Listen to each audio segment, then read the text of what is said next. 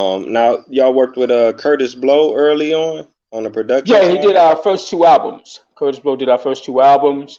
He actually did our first hit song, which was Fat Boys, and he did the Fat Boys EP. If you look at the first Fat Boys album, it's really not an album; it's an EP. It's only got 8 songs. So a lot of people get confused with the point that we got like 15, 16 songs in it. There's only 8 songs on that EP. But Curtis Blow did the production along with Larry Smith and Davey DMX, and it pretty much made a classic. So Kurt was very instrumental in our success at that time, and he did our second album too, which was Fat Boys Are Back. You know, Wow, wow. Now, like I say, I wasn't even born yet, but was Curtis Blow, the Curtis Blow as we know him today, was he already known, or was he still up and coming at oh that yeah. time where you were working together? Oh no, Curtis Blow was the first solo rap superstar before Okay. LL, before Rakim, before Big Daddy Kane, Ah, before KRS One. It was Curtis Blow, and Curtis Blow was the biggest name in hip hop, along with Flash Furious Five, and Sugar Hill Gang. So and he was the first rapper to appear on Soul Train. So Curtis Blow was huge. He's like the biggest name in hip hop, and he started producing. So he was the first of his kind, the first rapper turned producer. Like you see a Kanye West now or Dr. Dre. right, Um, right. it was Curtis Blow who first did that. Yeah, Yeah, yeah. A lot of people they don't give it up for Curtis Blow. He yeah, should they get don't. a whole lot of more props than he get. Yeah, he should have been the first or second rapper inducted into the Rock and Roll Hall of Fame easily because Curtis Blow was, like I say, he was the first solo rap superstar. Yeah, yeah. Okay. Thank you for clarifying that. So man, y'all came out. I would say I do remember the Fat Boys as a kid. It's like y'all always represented something cool, something Yeah. fun. It was always fly, you know what I'm saying?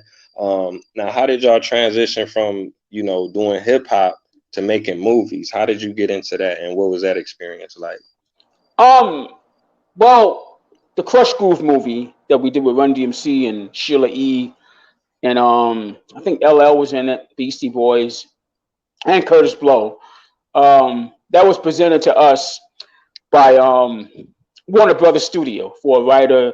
He came on tour with us. At the time, we were touring with Run DMC, Houdini, Curtis Blow. We called it the Fresh Festival Tour. We was on the second length of the Fresh Festival Tour, and they wanted to do a hip hop movie. And they wanted us and Houdini and Run DMC to be in it. I think Houdini turned it down because there wasn't enough money in it. So Run DMC and us um, got the roles for that particular movie. And after the success or the popularity that we had in that movie, not Disorderlies and Crush Groove, we got a 3 picture movie deal, and the first movie was Disorderlies. So Yeah. it was a big thing at that time because Breaking had came out. Well, you had Wild Style, you had Breaking, then you had Beat Street, and then Crush Mm, Groove came out. And I think once Crush Groove came out, hip hop just took it. It just went to another stratosphere because it mm, was crazy when that movie came out. There was riots at all these movie theaters around America. People were fighting in wow. movie theaters because they were so excited to see rappers on screen. Especially at that time, the top rappers were Fat Boys, Run DMC, and Houdini. So everybody was just excited. I don't think it was anything like they wanted to be malicious. They were just excited. Right, right, most definitely. Now I'm trying to think. Crush Groove is that the one with the all you can eat? Yeah, that's the one. Crush Groove. Man, that's a classic scene. I still remember that. Yeah. All you can eat. Y'all was getting it, man. Yeah. You know what I'm Yeah. saying? Y'all stole the show most definitely, man. That's amazing. Like you say, y'all got a 3 picture deal. So I mean, were y'all the first people in hip hop to do that? Yeah, we were the first ones with our own to be featured in our own movie. I think Run DMC came out with Tougher Than Leather maybe like a year after we did Disorderlies. But yeah, Hollywood wasn't really looking for rappers at that time, you know what I mean? So to Hmm. give us a 3 picture movie deal was crazy. So it just took our popularity to another stratosphere. Man, I gotta salute you because y'all planted a lot of seeds and y'all helped sprout and inspire future generations. You know, look at how many hip hop artists is actors now, even making their own movies. You know, y'all was like the first Yeah, people to take it to that next level.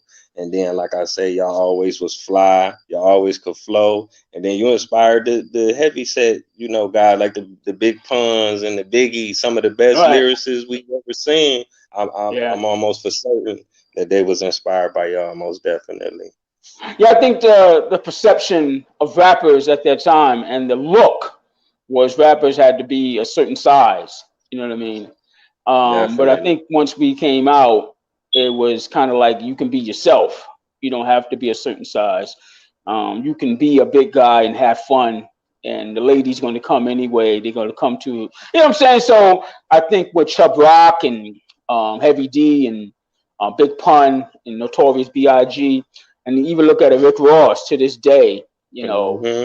it's just a lane that we kind of open for the big guys, you know. So Yeah, and definitely.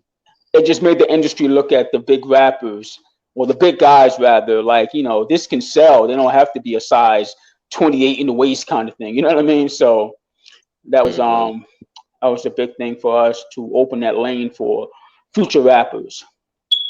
Right. Not even just sell, but be the best. Some of them guys is the best ever. Oh You yeah. know, Oh yeah. that's amazing. That's definitely amazing. Yeah.